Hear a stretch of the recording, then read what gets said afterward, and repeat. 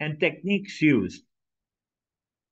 There are significant surgical implications in patients with superolateral acetabular migration and possible increased femoral anteversion. It is essential that these abnormalities, if present, be recognized preoperatively and that these details are incorporated during the templating phase in order to come up with the most efficient and effective operative plan. Now, we are seeing quite often patients having protrusio acetabulae, either degenerative or inflammatory. And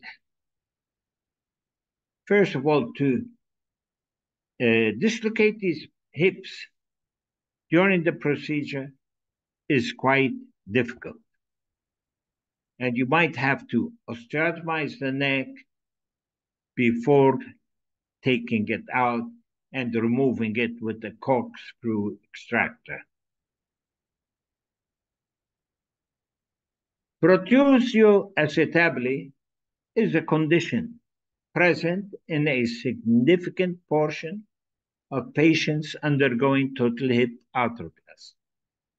It's more common in rheumatoid arthritis, ankylosing spondylitis, Paget's disease. You know that there are two phases of Paget's.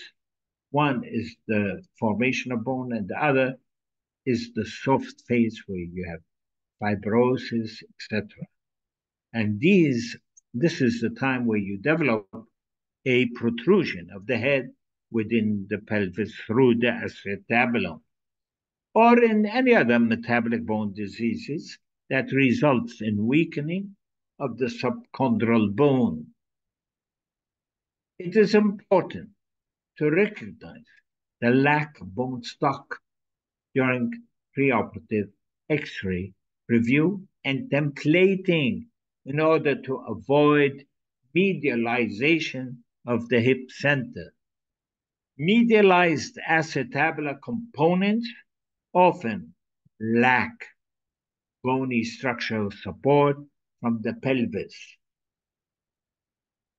Restoring the medial bone stock is an essential step in achieving success in these cases. What do? We take the head, we morselize it,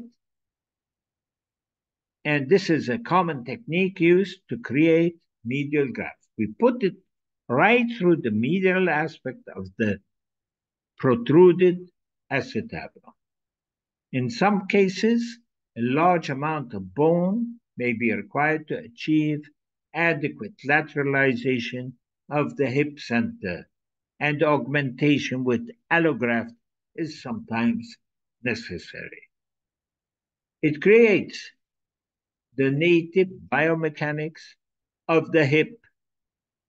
Lateralization of the hip center in the protrusio cases also has the added benefit of increasing the femoral offset and decreasing the tendency for impingement. Of course, if you have a head deep down within the acetabulum, with common sense, it will impinge. The neck will impinge on the margins of the acetabulum. So what do? Protrusio is noted in this case. You see it. And you see that the bone support is very bad. During the procedure, impaction grafting of reamed femoral head autograft was used to augment the medial wall, and the trabecular metal acetabular component with apparent rim fit was used.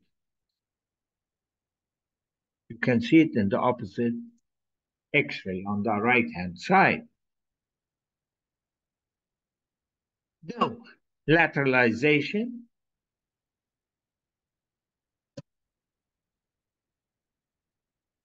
affords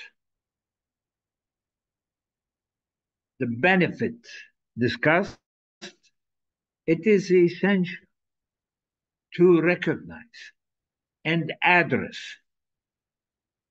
the structural limitations present in these cases because the cup is contacting only bone graft medially rather than structurally supportive subchondral bone, a large component with excellent peripheral rim fit is necessary. In other words, the press fit is not only anterior, we don't have it, it's on mortualized bone. We depend on the lateralized press fit. It should be a snug fit. We use a large cup.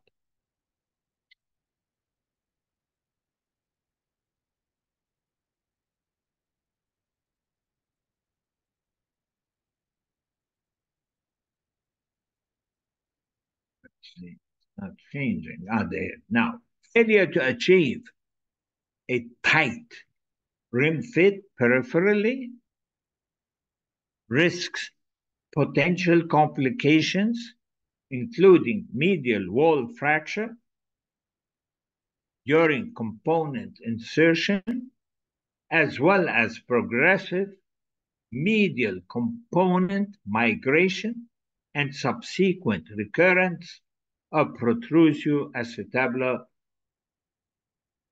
over time, acetably over time. Now, let me tell you, whenever we have a protrusio acetably, what we do is, of course, we make use of the head and we put mortualized bone. So let me tell you something. This is something very important. To put mortualized bone is fine. You're lateralizing the cup, but you need to maintain it. It's not solid, the mortualized bone. You have to put cortical bone together with it, whether you use an allograft or an autograft. You need cortical bone. So you will depend on a lateral press fit and a better support medially with the cortical bone, with the mortualized bone, rather than mortualized bone alone. Keep this in mind, please. This is very important in protrusio acetably. If you don't do this, the mortualized bone would be insufficient and the cup would just, with time, migrate medially. Don't forget this, please. Another consequence of acetabula component lateralization in protrusio cases is limb lengthening. This lengthening can be desirable in case the affected limb is shortened or which occurs in the unilateral protrusio acetabuli. But the condition commonly affects both hips, and if you're going to need surgery on the opposite side, you reassure the family that his extremity would be longer now, but with doing the opposite side, it will become equal. Both limbs have progressively shortened and may not have a great deal of disparity between each other. These patients should be advised that there may be a significant degree of lengthening of the first hip to be operated on, but that there will be an opportunity for correction when the contralateral hip replacement is performed. Beware of cases of long-standing protrusion. They are often associated with ankylosis of the hip, and the adjacent joint capsule and soft tissue contraction may be present. You have to be aware of this. And this is another topic to be discussed. What to do when you have these cases. When lengthening occurs by lateralizing the acetabular component, it is critical to understand that these issues may limit the amount of further lengthening. A lower neck cut and shorter neck segment may need to be utilized in these cases. What about the femoral templating?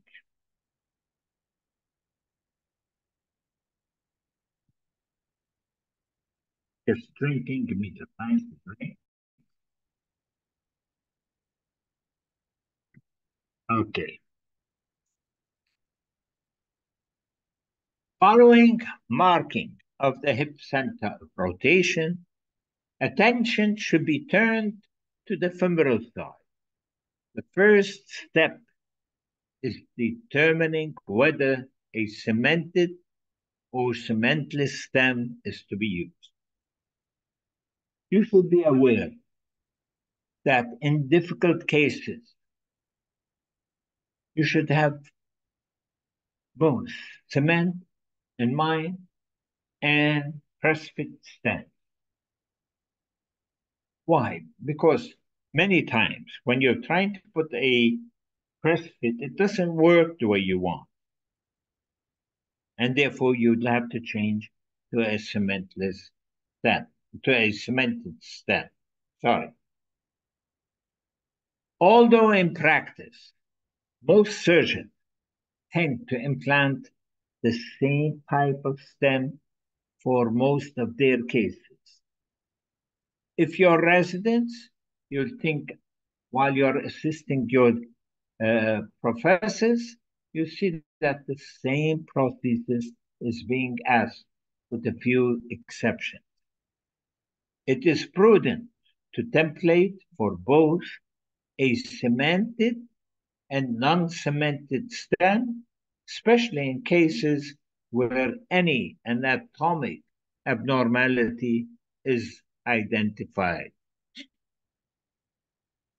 Cementless components require immediate stable fixation at the time of implantation.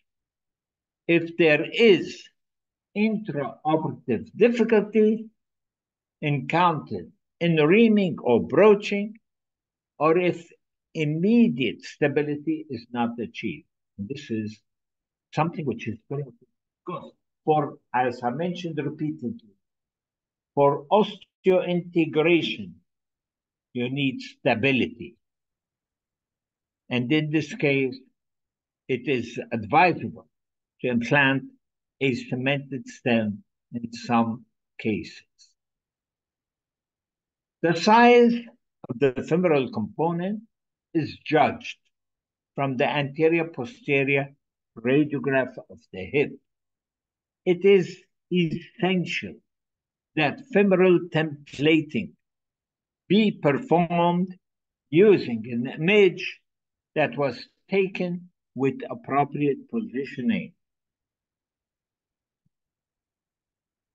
15 to 20 degrees of internal rotation has been found to most accurately predict stem size, neck length, offset, and neck resection level.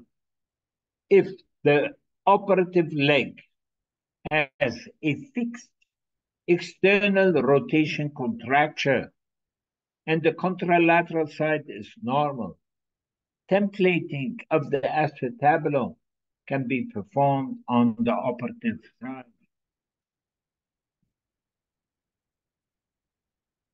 Once the center of rotation is determined on this side, the horizontal and vertical distances from the teardrop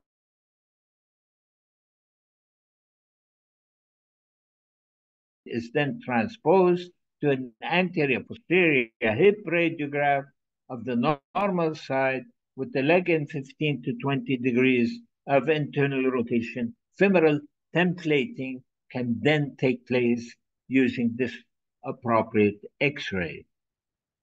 For proximally coated, non-cemented stems, emphasis should be placed on proximal fit and fill. For more fully coated cementless stems, fixation is obtained distally and the fit. Contact of the stem medially and laterally with the endosteal side walls over 4 to 6 centimeters is recommended.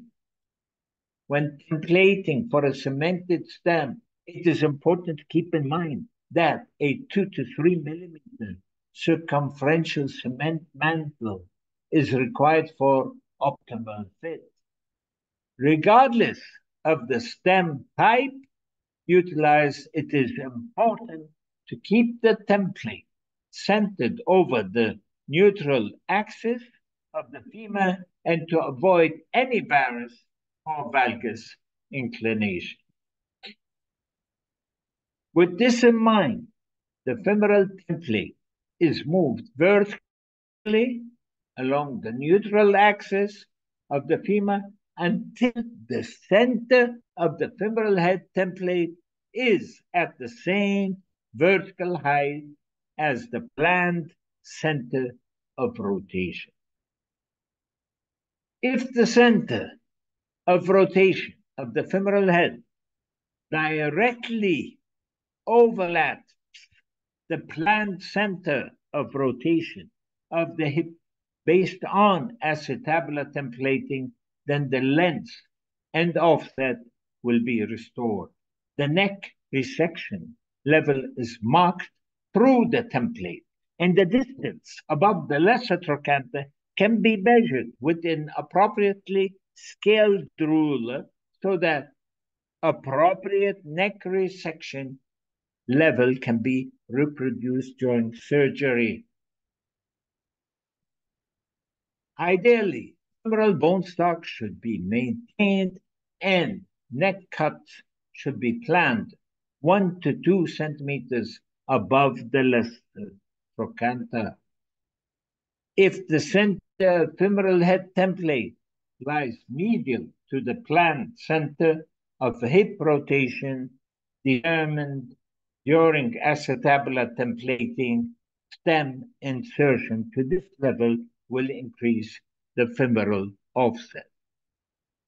This is general, especially if it is increased by 3 to 4 millimeters due to the increased abductor moment arm created.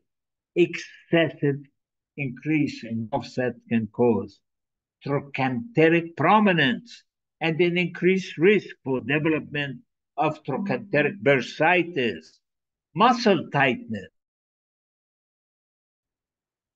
If the center of the femoral head lies lateral to the planned center,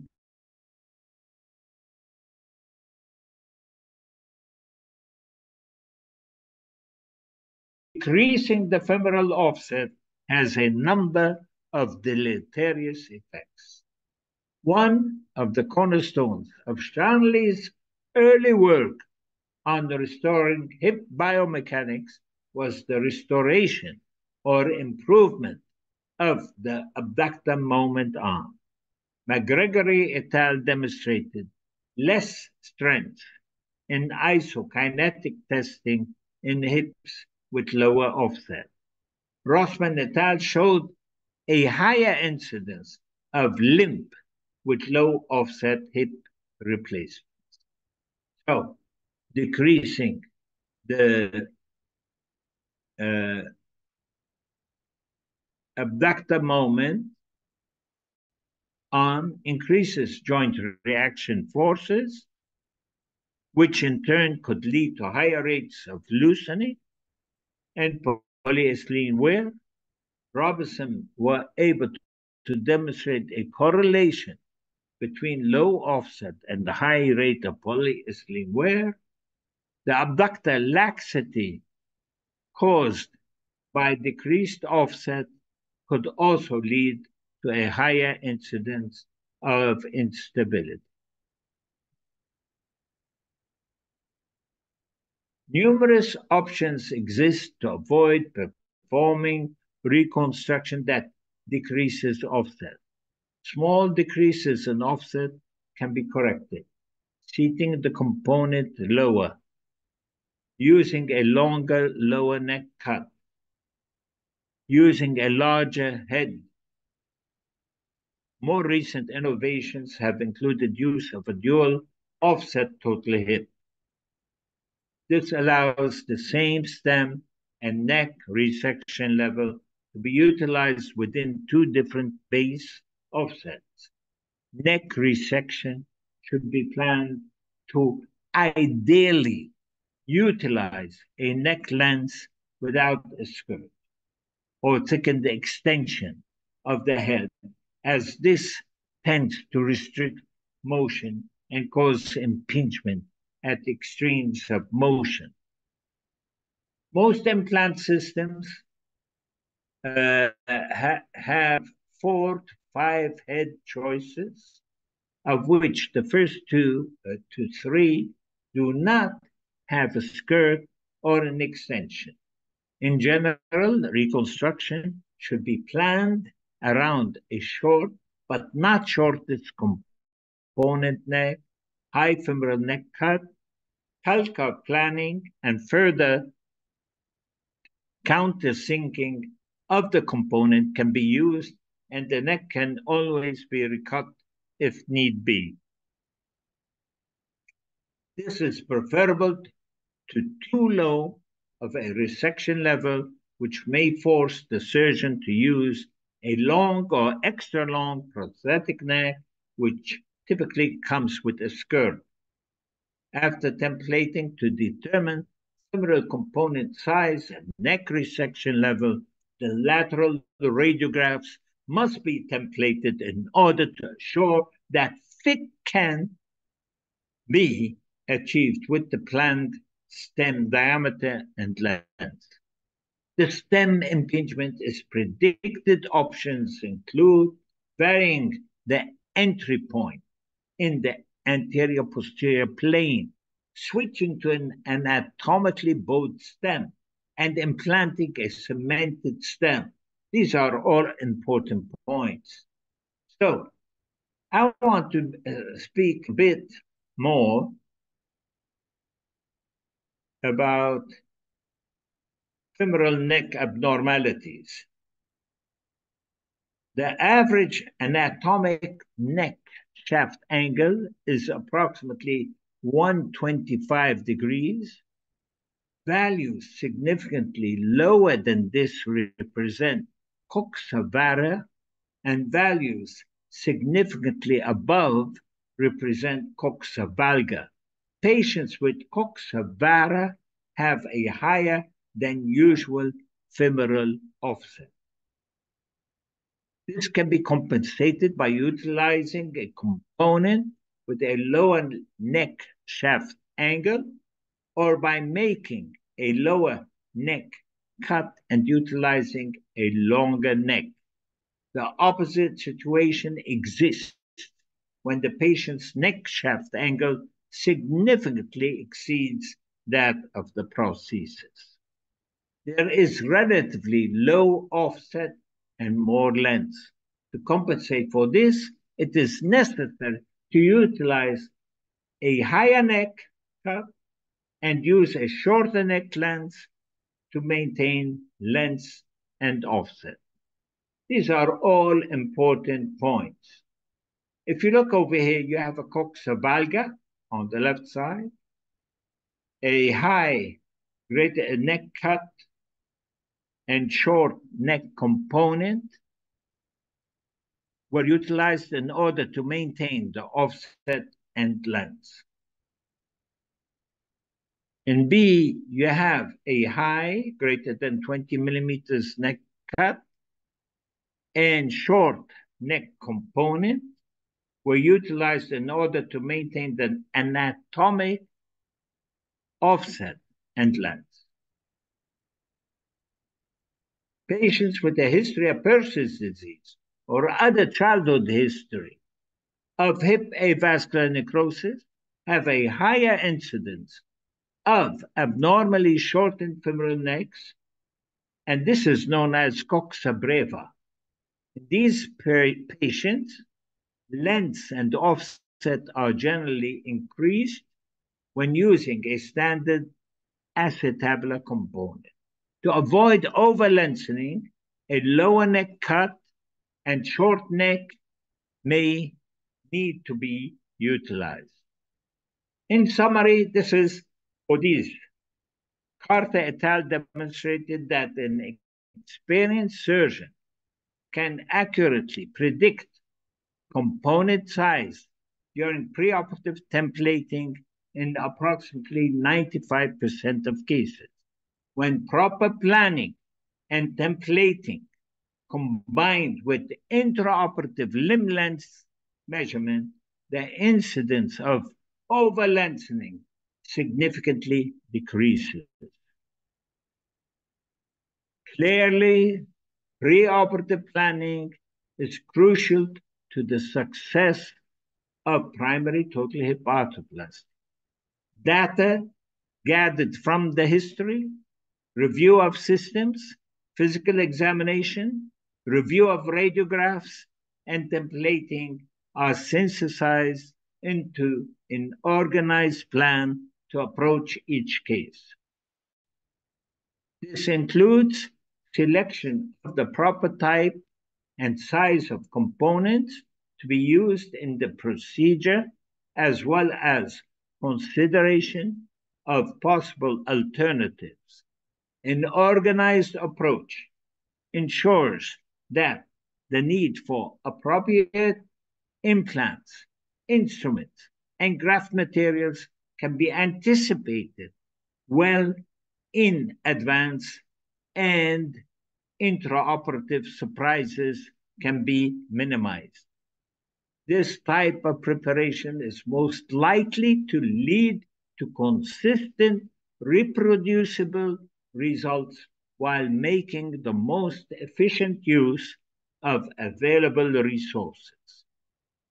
And don't forget this preoperative planning.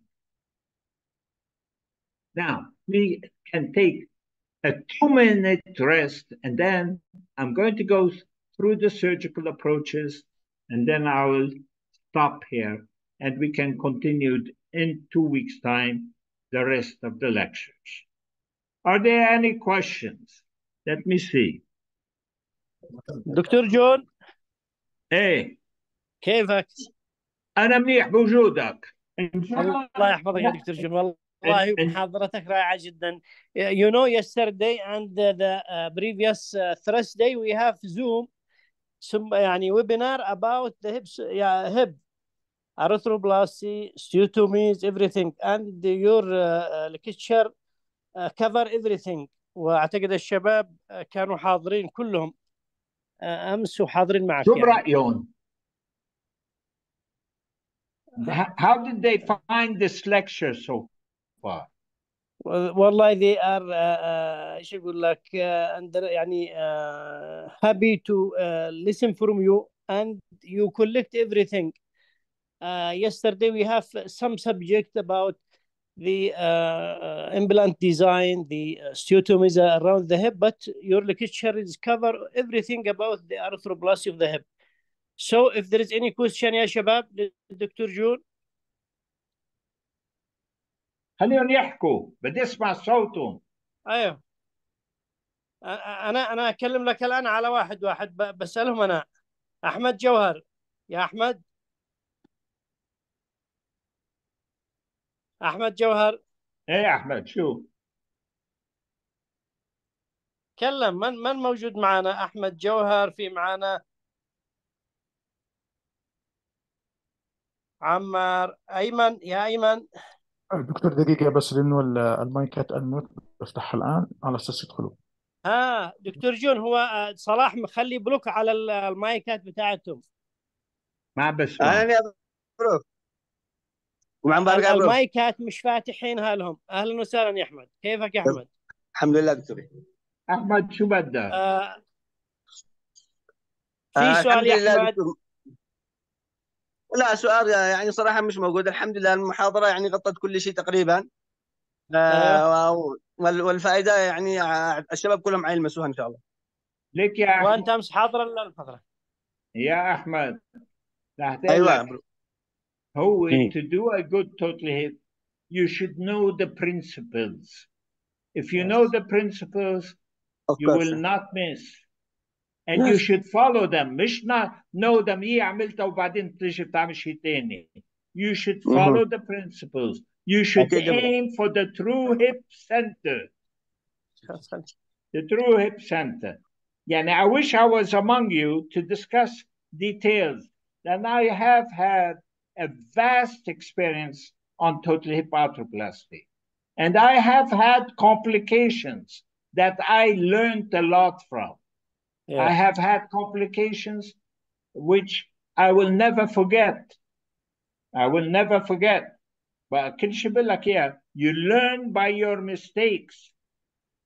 وبقول لك إياها إنه a good part of my total hip arthroplasties are on high riding hips. Crowd 4. I gave so many papers on this topic. Yes. يعطيك العافية. The high riding hips, you have to know the tricks. When we speak about neuromonitoring and the high riding hips, there is a trick that you really won't need to do neuromonitoring. By doing your osteotomy of the proximal end of the femur at the beginning, and then do all your work. And then at the end, once you have your head within the acetabulum, you decide on how much you can remove from the femur and not endanger the sciatic nerve. You have to pay attention. If I'm present, I would explain to you in detail of how to do these. Okay? Dr. Jone, Hey. this is in my mind that I listen you. You are doing the neuromonitoring during the osteotomy for the high riding hip. But if we have no neuro monitoring, because we have many cases, we did it this year, about 5 cases, CROI 4. One neurobraxia, it happens for one case and improved. Another case is good. The other cases شو؟ نفس الشيء يعني اللي هي الكروي 4 مسوي لها الاستيوتومي about sciatic nerve palsy بالسي واحده بس واحده وامبروفد. ليك ايوه بس واحده بدي اقول لك شيء خالد. when you do this procedure everybody thinks it's a very difficult procedure. It's a very similar procedure. Yes. I want to be honest. I learned this procedure after doing many high riding hips in pediatric cases. In pediatric, yes. Before the age of 10. I learned how to do it on these cases, and then I shifted to adults.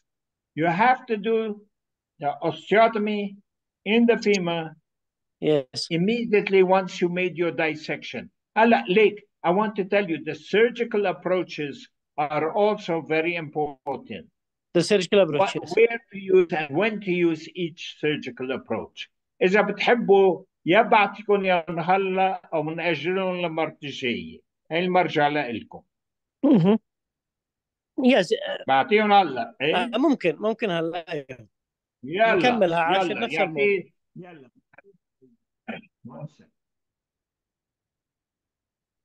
اوكي. يلا رح بلش. The surgical approaches in total hip arthroplasty.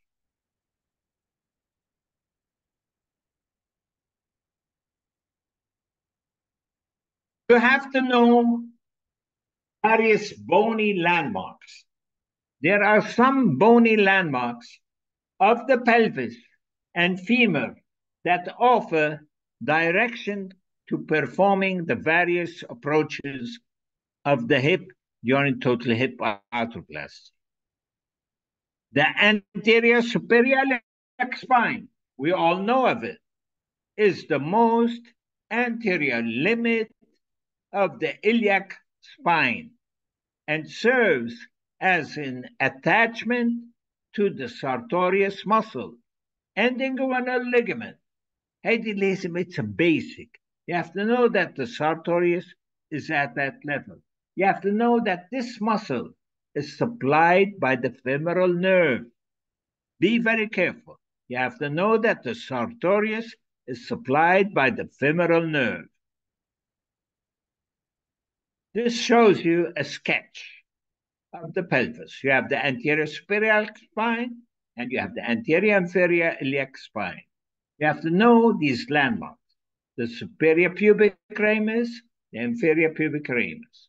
All these structures you will make use of sometime when you're doing a total hip. The iliac crest curves posteriorly and ends at the posterior superior iliac spine. إذا بتمسكوا اصبعكم وبتحطوا على beauty dimple من ورا على ظهركم, you will feel the posterior superior iliac spine. The greater trochanter, with its prominent tubercle located in the posterior superior area, is the site of the gluteus medius tendon attachment. The rectus femoris tendon. If you look at the thigh from the front, the rectus femoris tendon has two origins. One from the anterior inferior iliac spine, and the other from the reflected acetabular ring.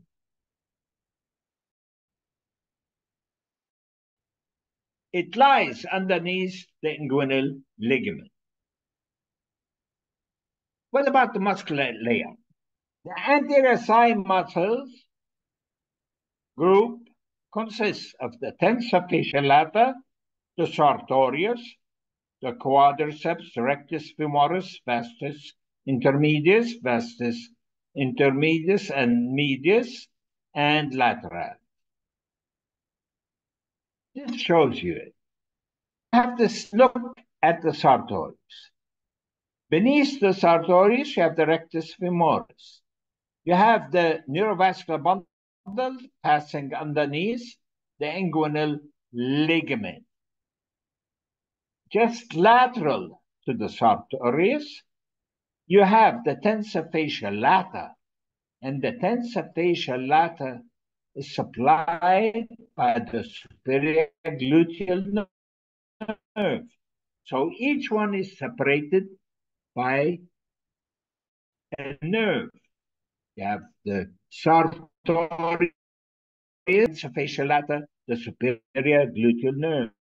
Now we know that the tensor fasciae lata, as it goes distally with the vastus lateralis, it forms with the fascia the structures. The rectus femoris consists of two heads that originate from the anterior and inferior iliac as a lateral abductors consist of the gluteus medius and gluteus minimus that lies underneath. يعني إذا بتطلعوا gluteus medius من فوق, the gluteus minimus تحت. They both insert on the greater trochanter. They are both important in gait, as you all know. Now, let's look at it from this side.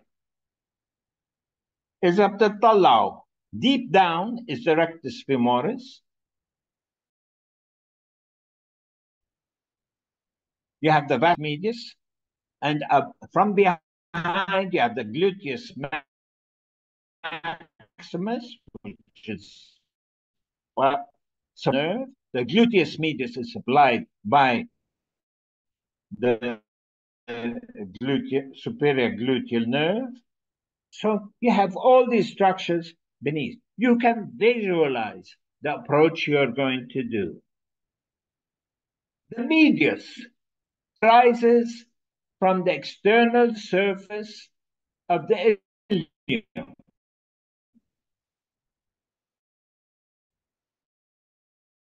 And the underbelly of the tensor fascia and plays the major role in rotation of the hip. Posteriorly, you have the gluteus maximus, and this arrives from the posterior, the iliac crest, the posterior surface of the ilium, and from the sacrum and the coccyx. So you have to pay attention to this. This tendon merges with the fascia lata to form the iliotibial tract. The piriformis muscle exits through the sciatic foramen. It lies over the sciatic nerve and attaches to the piriformis fossa of the greater trochanter. The sciatic nerve runs beneath or runs within the nearby fat pad and deep to the piriformis muscle. These are structures you have to know. These are structures you have to know the nerve supply of each. The obturator internus tendon is located nearby and also exists from the sciatic notch and inserts caudally on the greater trochanter. The smaller gemelli, as a resident, I found difficulty to remember the external rotators. So I created a word which is called PAGOK. PAGOK, P stands for piriformis, G stands for the superior gemelli or the upper gemelli, O stands for the obturator internus,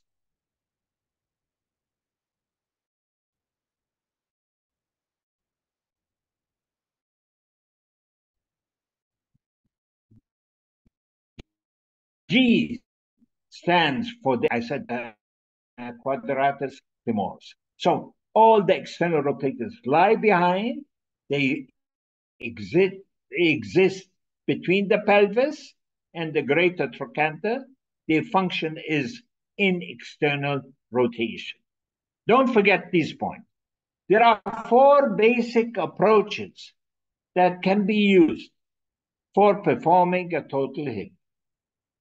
We know that we have the anterior, the anterolateral, the direct lateral, and the posterior. 4 approaches. Don't forget these approaches, okay? Most surgeons will use the approach that they are most comfortable with for the vast majority of their cases. In certain situations, however, there are definite advantages to either modifying the surgeon preferred approach or using a different one altogether. You have to know all the approaches. But in your practice, you would realize, you say, yeah, I go posteriorly. Another surgeon says, I'll go from the front. But this is not enough. As a resident, you should be well acquainted with all approaches because you never know when you have to shift from one to another. Let me tell you, I don't like the anterior approach, but at times I get a case where all the work is going to be on the acetabulum. So what do? I use the direct anterior or the anterolateral approach to work of the acetabulum. And it prevents me from putting the cup in a malposition. or excessive retroversion. So you have to keep with that. It's true that there are some approaches which are advantageous to others. For instance, the direct anterior, the anterolateral, much less external rotators. But if you do a good repair, this drops. So what I tell my residents, do the approach that you know best and you have the experience. Use another approach when you're obliged to use it. Don't use it for show off. I remember I was in the States. I was invited by a superior, extremely knowledgeable, extremely capable, and well-known surgeon to do a total hip. He was using the direct anterior approach. I was with him in the operating room, observing, and as he was working and using one of his cuts, I won't mention what type of cut, he perforated the quadrilateral space, and where did he end up? In the external iliac artery. You have to be careful. All these approaches have the complications. All these approaches, many speak about many approaches. My goodness, with a mini approach, you have to do so much retraction. You can have so many fractures complicating the case. You can have neuro. I tell my residents, know all the approaches and get to know one the best. And that's what I say. Modifications of existing approaches must be utilized in certain populations. Patients with difficult anatomy, such as obese muscular patients, require larger incisions, ما توسعوا incision. I always laugh about it and I say, large incisions means big surgeon, important surgeon. I don't care. Wounds healed side to side, not lengthwise. Use the incision that you see best without damaging the structures around it and not putting too much traction force on them to cause damage. This is my principle. Recently, there has been a surge in interest within the orthopedic community to perform total hip arthroplasties using minimally invasive surgery. Many incisions are either smaller versions of conventional approaches or novel incisions, which are used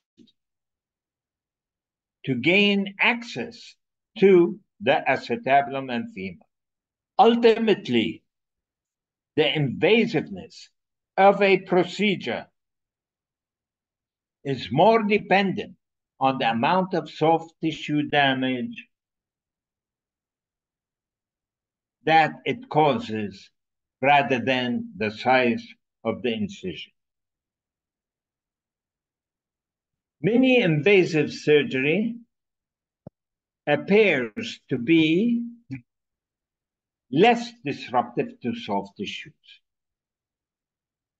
The people who do it claim that it gives us reduced intraoperative blood loss, decreased muscle damage. They have a shorter length of hospital stay. They have reduced post-operative pain and improved cosmesis that these methods offer. أنا بعت محاضرة لبرا الله يرضى عليكم تلفنوا لي بعد ساعتين.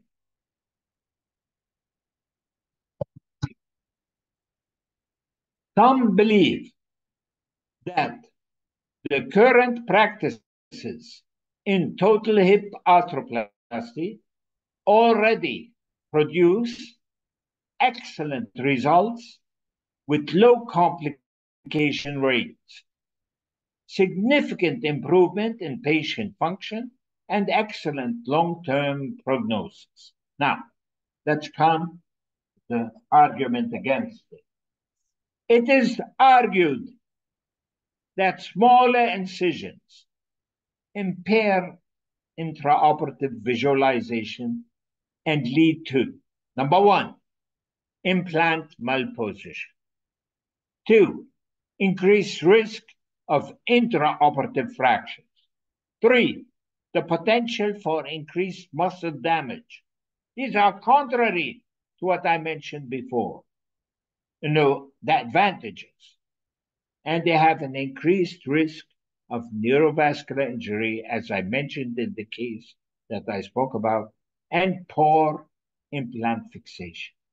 Poor implant. You don't see enough to put your implant in a proper position. Now let's go into the procedure. This is a procedure. You see that on one side, you have the gluteus maximus, and beneath it, you have the gluteus medius. This is a posterior approach. Oh, wow, it's wonderful. You can see the gluteus medius being inserted on the greater trochanter, and directly deep to it are the external rotators. And you have fat collections above the external rotators, and you have the piriformis, which lies above the sciatic nerve. Oh, it's beautifully done, but you have to follow the principles. If you want to use this approach, you have to do a good repair at the very end. You have to suture the external rotators. You have to use the external rotators to protect your sciatic nerve as you're putting yourself retaining retractors. Now, let's go into the direct anterior. Position of the patient should be supine. This is our incision. Look above, you have the iliac crest.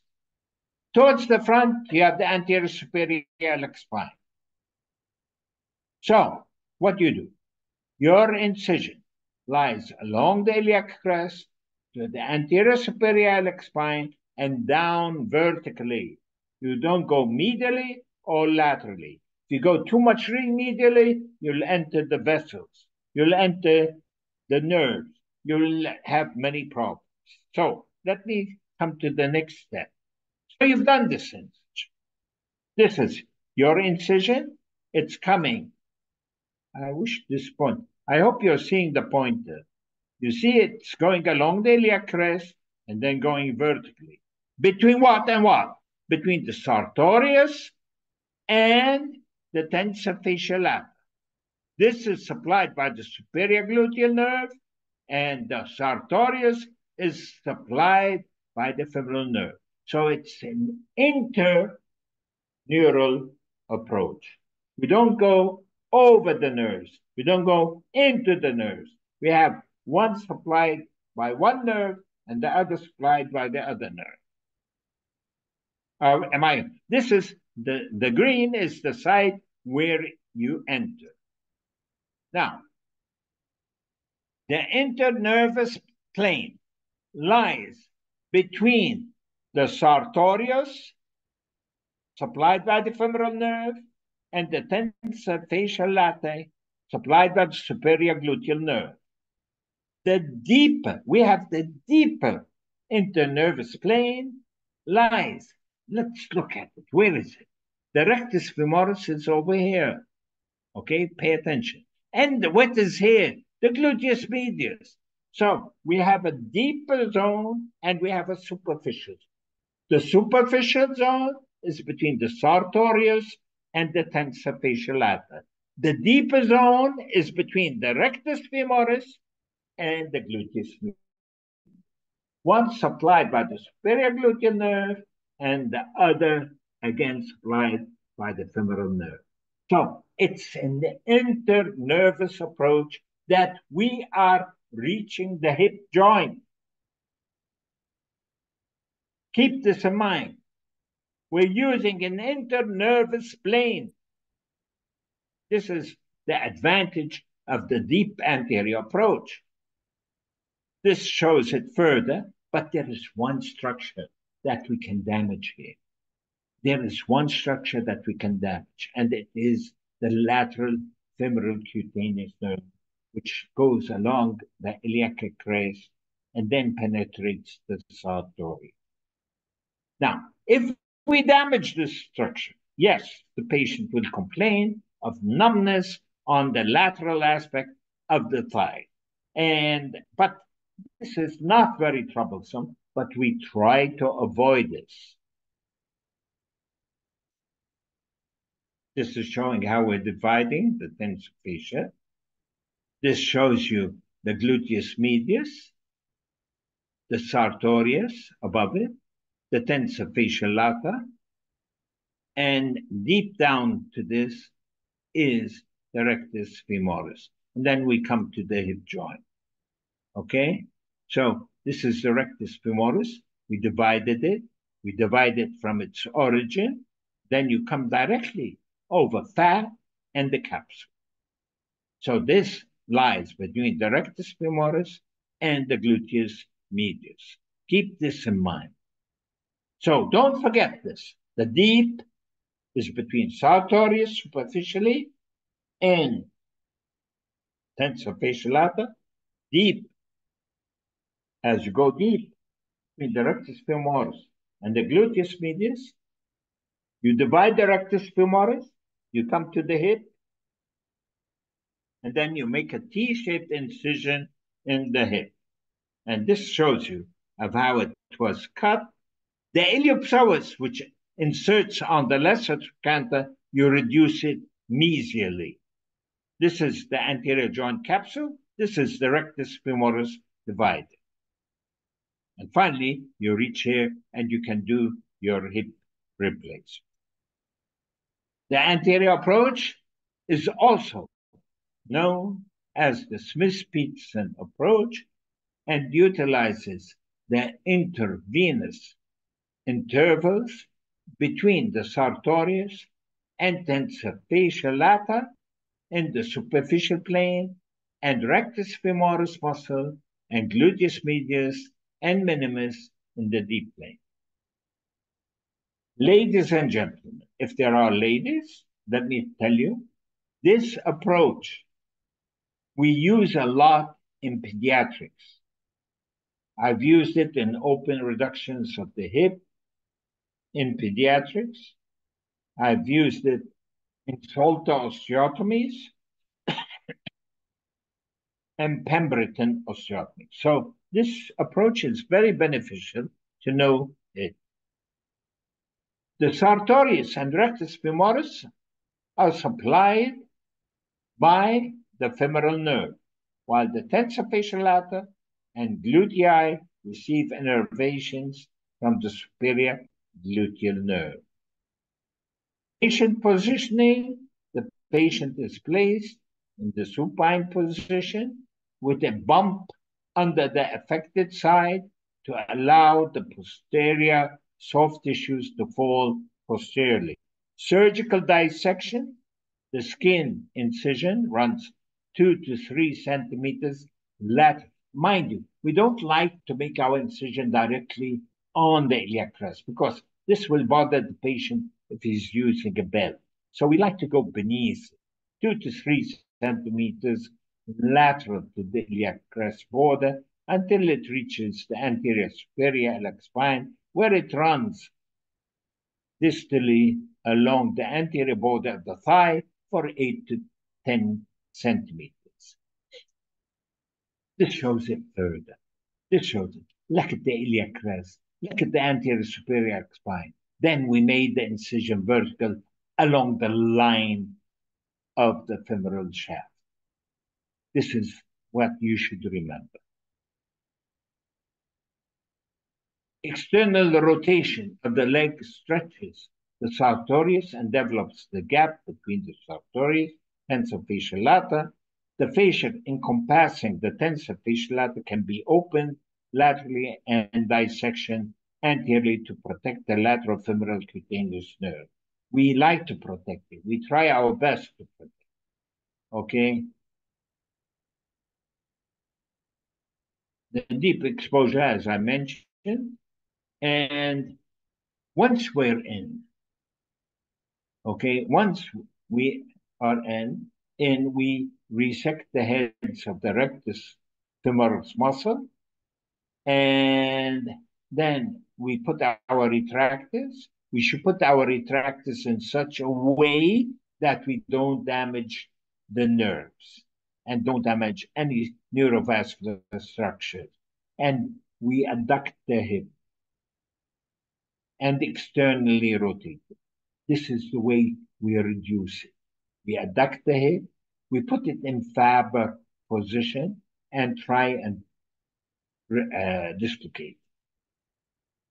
So this tells you more about it. You make your T-shaped in the capsule. And if you want to get a wider approach, you can extend it both proximally and distally. So you can detach the origins of the tensor facial lata and sartorius from the anterior iliac wing for better visualization of the abductors. The acetabular exposure in the anterior approach is limited compared to other approaches. Hence, the abductors can be stripped off the ilium. Lengthen the incision proximally along the iliac crest or distally down the anterolateral aspect. Actually, I want to tell those who do reconstructive surgery on fractures of the pelvis and the acetabulum, this is really, in other words, the extended iliofemoral approach. We use it on total hips if we want to extend it. Okay, so, but this problem is we can get heterotopic ossification because we detach a lot of muscles by doing it.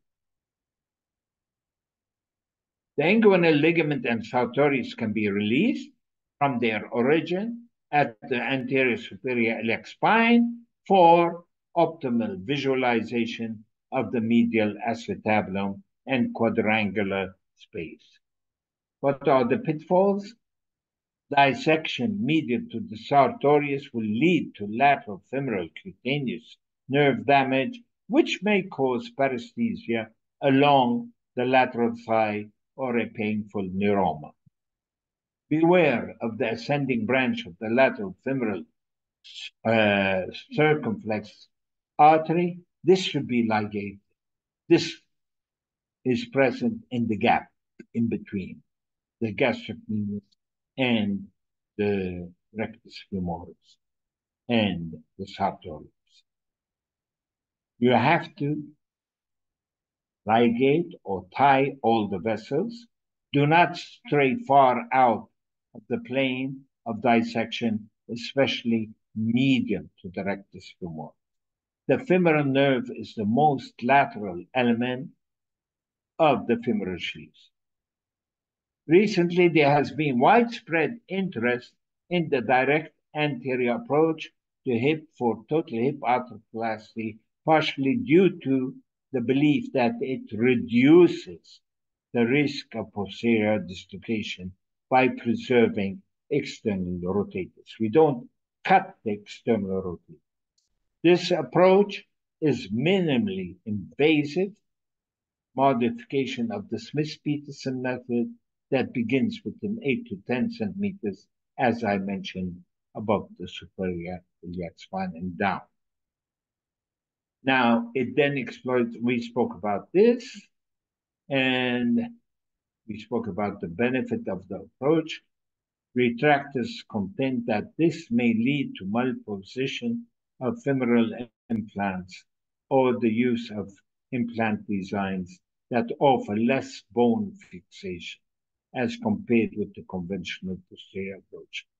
Okay, so you have to pay attention, especially, let me tell you, many times we use the Charnley distraction unit. We find that it distracts the objects in such a way that we can put our material in a well-positioned place This we should try and avoid it. And I use the Charlie retractors only until I reduce the hip, dislocate the hip. And then after that, I use man-made retractors like the Army, Navy, like any of these Holman or Bennett's retractors, anything that will do retraction, but under the control of the human eye and hand. Okay, so you have to use this approach. I like this approach. I used it for some time. I'll tell you what I've realized is that I would like to mention that what I've realized is that the rate of infection in anterior approaches was less than the posterior approach.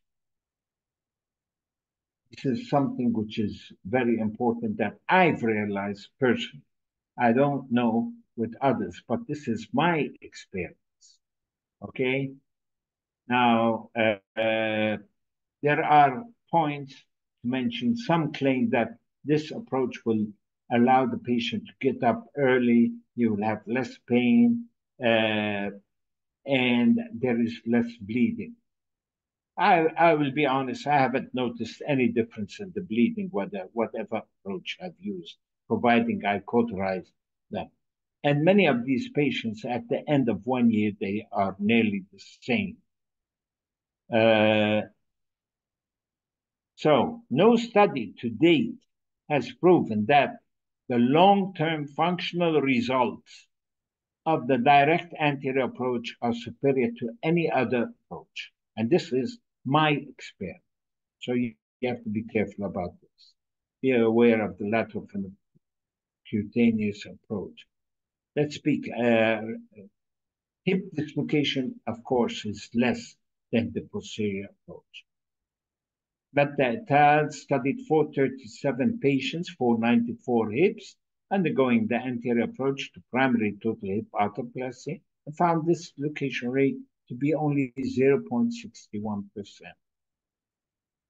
Seriali used a prospective study of 1,764 primary total hip arthroplasty using the anterior approach and found the dislocation to be 1.5%. These numbers are comparable to the reported dislocation rate when using the posterolateral approach. So here you have an argument that the dislocation is nearly the same, but providing you do a good repair posterior of the posterior approach. So the good thing about this approach is that patient tends to walk earlier. He tends to say the pain is less. But the problem with this approach is that femoral exposure is limited, and one study noted that periprosthetic femoral fractures went unnoticed during 1.65% of procedures utilizing the direct anterior approach. You cannot extend your incisions. It's uncovered. It's covered. And in other words, you can miss a fraction in this approach. Okay. Let me see if there's anything I would like to mention. In some centers, which has the potential to increase operative times, raises risk of contamination. Yeah, this is an argument I wouldn't defend. Now we have the anterolateral approach. This is the approach. Instead of going from the front, we're going lateral, anterolateral. The anterolateral approach is also commonly utilized in total hip replacement. This method provides an intermuscular plane between the tensor fasciae lata and the gluteus medius, but they are both gluteal nerve. So it's not an internervous approach.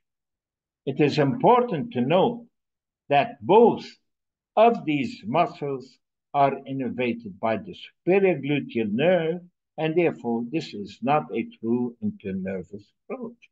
One study found that at a median of 9.3 months follow-up, 74% of patients exhibited either atrophy or hypertrophy of the tensor fasciae lata, and 42% exhibited fat replacement of the on MRI.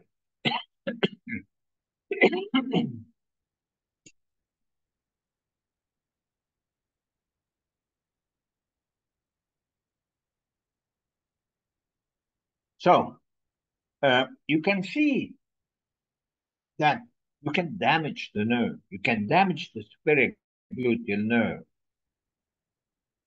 The approach begins with an incision starting posterior and distal to the anterior superior spine and running distal to become centered over the tip of the greater trochanter. After incising the fascia, an interval is developed between the tensor fasciae lata and gluteus medius. The abductor mechanism and reflected head of the rectus femoris are incised while psoas tendon is retracted, after which a capsulotomy is performed and the joint visualized. Let's see it. You see, this is, look at where the anterior superior iliac spine. It's around 10 centimeters proximal and inferior to the anterior superior spine out from the outside, and you see you're dividing the tensor fasciae lata, and then you get the gluteus medius from one side and you go in between. This is the gluteus medius. You have the tensor fasciae lata from the other side. Then you reflect the gluteus medius posteriorly. You get the fat pad and the joint capsule. Then you reach the capsule. Okay. Then you divide this through a D. Now, if you want to get a better exposure, you can do a trochanteric osteotomy, which will give you a better view. But let me tell you something at this stage, which I failed to tell. In these approaches, if you want to grasp the femoral component, it can be quite hectic. And for this reason, we like to do an osteotomy, or we have to put the patient in such a degree of extension so as to be able to ream or rasp the femoral shaft and not penetrate the cortex. This is very important in these anterior and anterolateral approaches. It's not easy. The posterolateral and posterior approaches are easier. Why? Because the femur is easy to rasp. But it's true that the acetabulum, you can put your cup in a retroverted position if you're not careful. For the acetabulum, it's better to have an anterior or anterolateral approach. For the femur, it's better to have a posterior or posterior lateral.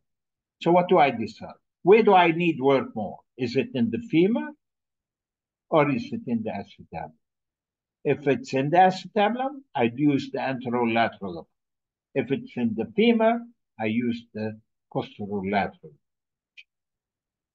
You see it over here once you've done the osteotomy. So you go from this skin incision that I spoke to you. You go in between the tensor fasciae lata and the gluteus medius. You reach the fat pad beneath. You divide the rectus femoris. Then you divide through a T incision. You divide the capsule. You reach the head. If you want more, you have to do a greater trochanter osteotomy. And this shows you the pulvinar fat pad. And you can see the transverse ligament. And you can see the horseshoe acetabulum. All these are true. And look at it. This gives you more and more of the approach. Now, if you want to go distally, then you can go distally, divide the vastus lateralis in half, you divide it, and see. And if you're reaming and you see that the reama goes in suddenly, think of penetration of the cortex, then you have to do more of an approach of the shaft of the femur. The theoretical advantages of this approach include a decreased risk of dislocation, owing to the limited disruption of the posterior structures and the good visualization of the acetabulum. Clinical data has again failed to show clear superiority or inferiority compared with other approaches. The previously mentioned non-randomized clinical trial comparing anterolateral and posterior hip approaches at 5 years follow-up failed to note any differences in the Oxford hip scores, dislocation, and the revision rates between groups. A randomized clinical trial comparing anterolateral and lateral approaches found improved gait mechanics at 6 weeks post-surgery, but no difference in functional outcomes after 12 weeks. Other case series have shown similar results, although one suggested that the risk of varus femoral stem malalignment was higher with the anterolateral as compared with the lateral approaches. Lateral approaches are similar to anterolateral, but result in split in the gluteus medius rather than exploiting the intermuscular plane between the gluteus medius and tensor fascia lata. Other studies noted an improvement in patient-reported outcomes such as pain and limping in patients undergoing the anterolateral approach as compared with the direct lateral approach. The incidence of dislocation in a meta-analysis of studies comparing various approaches of studies was approximately 2.18% for this approach, which puts it in line with other approaches. So this is enough for the anterolateral approach. The take-home message: many approaches exist to gain access to the hip joint, with each having their own advantages and disadvantages. Some require steep learning curves, and so operative results between surgeons in these approaches differ greatly. While each surgeon has their own views on each approach, the posterior approach remains the gold standard as it is easier to master and allows for increased exposure today. But I'll tell you, I've assisted many of our residents. You have to, as you're using the posterior approach, you have to keep in mind, hey, the sciatic nerve. Always teach your resident to palpate for the sciatic nerve before doing anything crazy during the procedure. It is clear that all approaches are successful in experienced hands, with surgical ability having a great effect on patient outcomes. Care must be taken to ensure that adequate exposure and familiarity to the procedure are attained so that complication risk and patient morbidity can be kept to a minimum. There are many debilitated patients who are currently not candidates for this procedure due to their young age.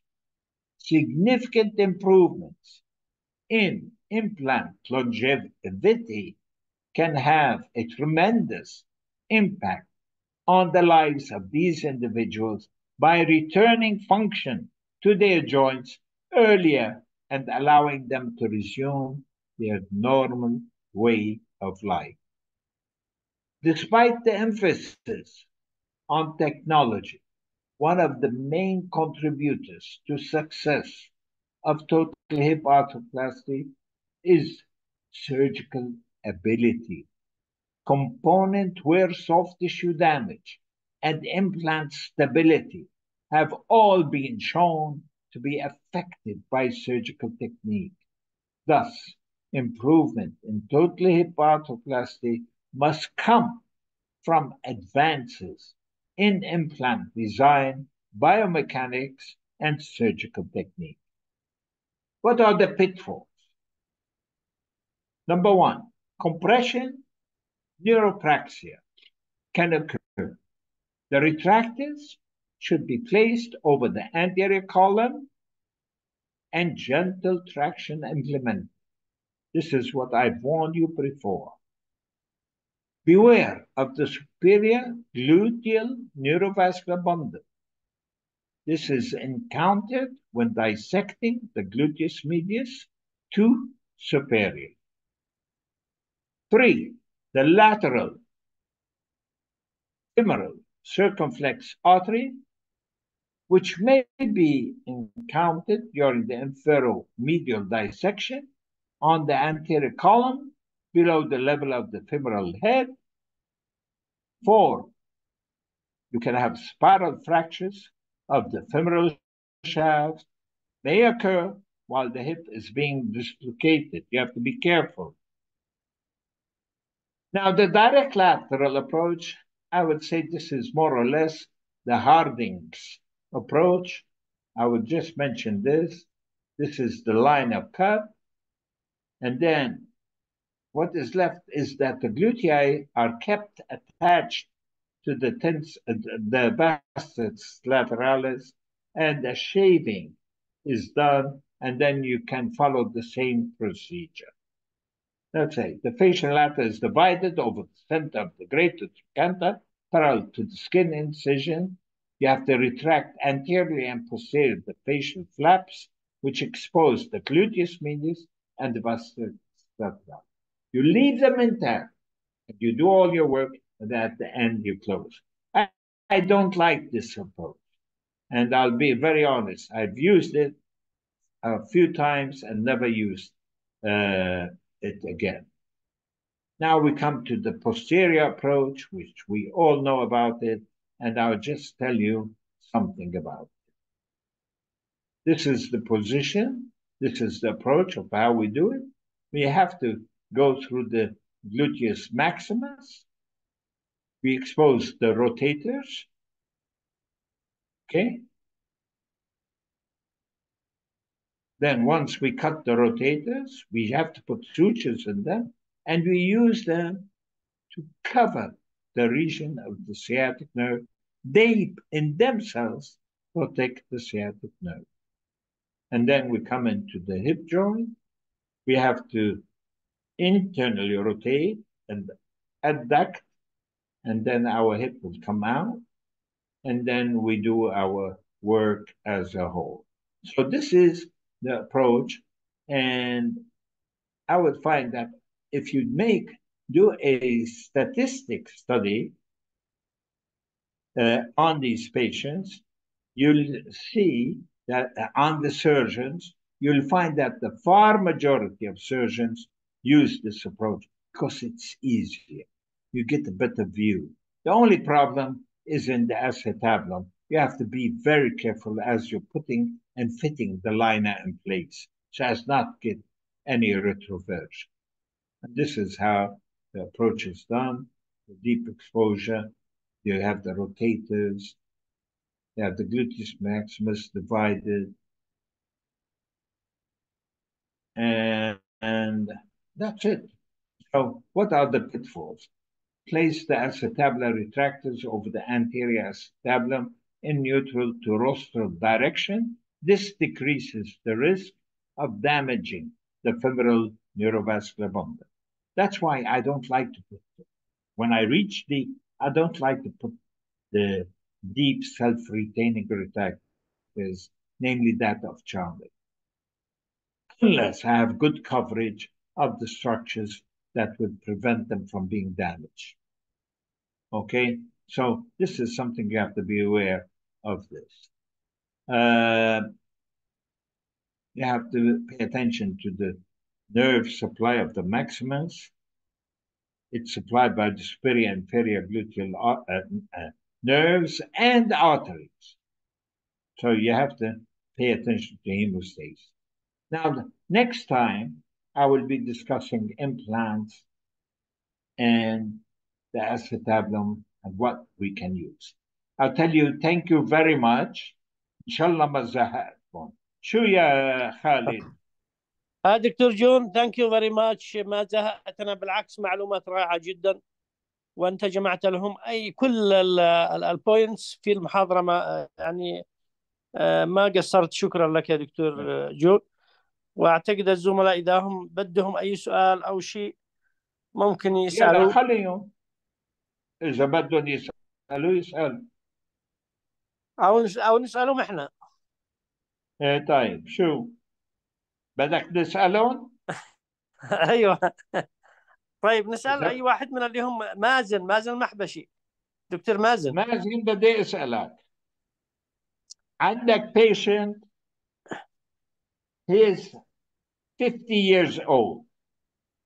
He comes to you with a Tredelenburg gait, and he tells you that I'm having a lot of pain in my right hip. You measure his extremities, you see that the right extremity is shorter by 7 centimeters. And he tells you that I'm having pain in my back. Pain in my back. What studies would you like to do? What approach would you like to do with this patient? شو مازن؟ يا صلاح. مبروك. صلاح افتح دكتور المايك. اسمع. يعني المازن الدكتور سأله هذا مفتوح. السؤال على مفتوح. البيشنت اللي مفتوح يا دكتور مفتوح. مع مازن. مفتوح. كي على مهلك لا تسمع. اي مازن عمره فوق ال 50 سنة، عنده positive Tredelenburg gait. He's complaining of pain in the low back, and he has a very weird gait. شو بدك تسأل هالمريض وشو بدك تطلب له سوا؟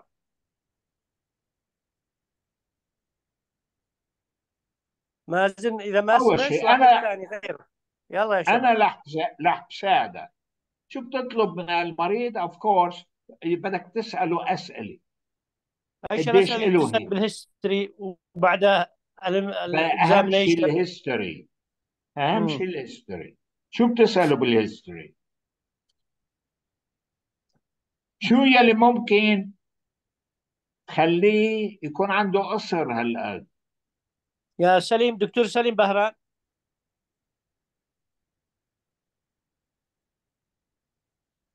يلي ممكن يكون عنده قصر بيكون أيوة. يا من فراكشر، بتسأله عملت اكسيدون، حدا وقعت من علو او لا.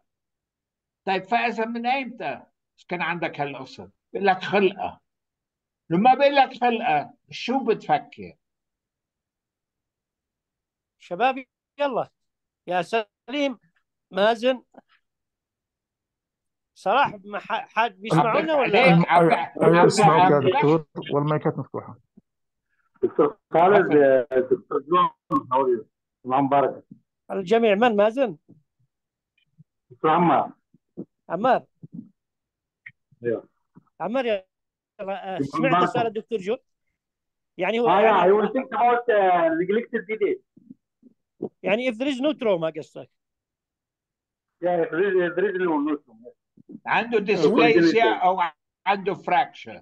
اذا طلع عنده ديسبليزيا وعنده قصر هالقد، شو بتقول الهيب وينه؟ Is it a crowd 1, crowd 2, crowd 3, crowd 5 or 4? شو بتقول؟ It will be crowd 4. crowd 4. فاذا عندك a high riding hip. هاي اوكي؟ رايدنج. Yes. high riding. Yes. وين بيكون الاسيتابلوم؟ It will be false acetabulum above. It will be false high. acetabulum. It will be high. عم بيقول لك انه موجوع منك. شوف هلا من كل حكي كيف بدك تعمل له عمليه؟ وين بدك تحط الكب؟ وين بدك تحط الفيمورال كومبوننت؟ وكيف بدك تنتبه بطريقه انه بتضر السياتيك نيرف. Sciatic nerve can be injured. Yes, we will. We have to do the also femoral osteotomy and gradual lengthening to be يعني still.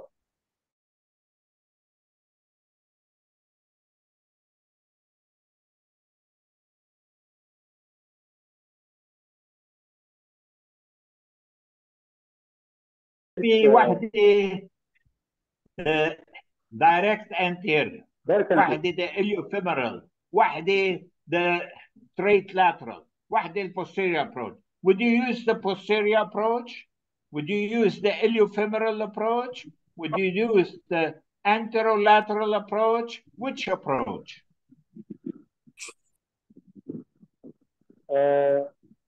This one for good exposure is the posterior approach. If you want to use the posterior approach, would you have any difficulty with the acetabulum? Yes, because acetabulum. هلا شغلك وين؟ بتلاقي الاسيتابلوم فلات، بدك تشتغل على الاسيتابلوم. فاذا what would you do? We will do reaming and we can do also this tabular cap not set and also not good coverage. We can do bone grafting with the قبل البون جرافتنج بدك توصل للاسيتابلوم. كيف بدك توصل له؟ Near the teardrop. Just near the teardrop. Use the teardrop. طيب لك لحبل لك. When you were operating on crowd procedures, يعني high riding hips, you want to try and identify the acetabulum. How can you identify the acetabulum by going posterior? It's wrong. You have to identify the ligamentum teres, follow it with respect to the iliopsoas. At times you might have to divide the iliopsoas to reach the capsule. The ligamentum teres will help you find the true acetabulum. You cannot find the true acetabulum without doing this approach. فهمت شو؟ بعدين I mentioned we do shortening, we do an osteotomy to relax the two joint muscles. Then we reach the acetabulum. عرفت كيف؟ هلا عم تحكينا عن التيدروب. Teardrop, of course, but if the acetabulum is flat, you have to make special plans, as I mentioned, and a good portion of it might be uncovered, and you'll have to put bone grafts. For the femoral shaft, you need to do shortening. Why? Because the two joint muscles, if you bring down the hip, it will become very tight, and this would stretch the sciatic nerve too much, and they will have a palsy or neuropraxia or complete neurotomesis. And to avoid this, you have to do a shortening procedure, prepare the shaft, a long stem at the site of the osteotomy. على كل حال. This is it. ليك بدي منكم شغلة واحدة. لما بكون عم بعطيكم lecture بليز اذا في شيء ما فهمتوه قولوا لي. ان شاء الله. هلا بدنا نشوف كيف بدنا نظبط اصواتكم، لان انا من هون انجع عم بسمعكم، بس بدي اياكم تقدروا تسالوا السؤال and that's it. خليني اذا تعلمتوا شيء اليوم تقولوا if you have problems with the acetabulum and you're going to have many problems adjusting the acetabulum, it's better to use the anterolateral or anterior approach. If you're having problems with the femur, then you can use the posterior approach. In osteotomy, we don't like to do a trochanteric osteotomy in total hips very much. Why? Because they don't unite. They're giving us problems in uniting. Nowadays, we're avoiding this. We're avoiding this. The only osteotomies we're using are extended osteotomies to remove any material or the stem in revision cases. So you have to keep this in mind. هلا تعرفوا يا شباب، روحوا قروا عنا بكامبلز اورثوبيدكس في سكشن تاخذ العقل عن توتال هيبس. روحوا قروها ودرسوها ودرسوها ودرسوها. هاي الوحيدة الطريقة انه تحفظوها. اكثر من هيك ما رح بقدر لكم. ما هيك يا خالد؟ شكرا لك يا دكتور جون. اكيد يعني هم فاهمين، ويعني بعضهم انه يعني مش شرط 100% يجيب الاجابه، ممكن يحاول يعني يرد عليك، يجاوب اللي يفتهم له، لانه في ناس فاهمين لكن متردد مثلا. لكن ان شاء الله باذن الله كل شيء انت قدمت. ايوه خالد، انت موجود بيناتهم، لازم تكون انتوا عم تمشي، انتوا عم تتروقوا من على بكره، انتوا عم تتغدوا، اسالهم اسئله، اسالهم اسئله، شو بتعملوا هيك شو بتعملوا هيك. عودهم على الحكي، عودهم يحكوا بين بعض، يحكوا بينك وبينهم. أكيد. This is the only way they can learn. مش بالحفظ. أيوة. بدهم يروحوا. عرفت شو بيقعد. أكيد. اوكي اكيد. اوكي ثانك يو. يلا بعد كمل السكشن بس نخلص هذا السكشن نروح على الركبه. اوكي يلا باي. اوكي باي باي. اهلا دكتور عبد الكريم. ما عم بسمع. لا بس بيسلموا عليك دكتور. الدكتور عبد الكريم. وانا بسلم عليهم كلهم. الله يسلمك. وبسلم على عبد السلام، وبسلم على الدكتور صالح. كلهم بيسلموا عليك. يا ريت فينا نيجي لعندكم، كنا بنعيش بيناتكم وبنعلمكم وبنتعلم منكم. ثانك يو دكتور عبد النور. ثانك يو دكتور عبد النور. جورج هابر معك. ثانك يو. يلا باي باي. دكتور جورج ثانك يو. شكرا دكتور جورج. يلا سلام. رايح على ليبيا باثنين الشهر. ما شاء الله. امتحان رايح افحصهم بالبول. موفق. بعدين رايح على قطر. يعطيك العافيه. الله يوفقك. سلام. يلا سلام سلام سلام على الجميع. شكرا لك دكتور جورج. شكرا الف شكر. شكرا لكم جميعا. يلا باي باي باي باي.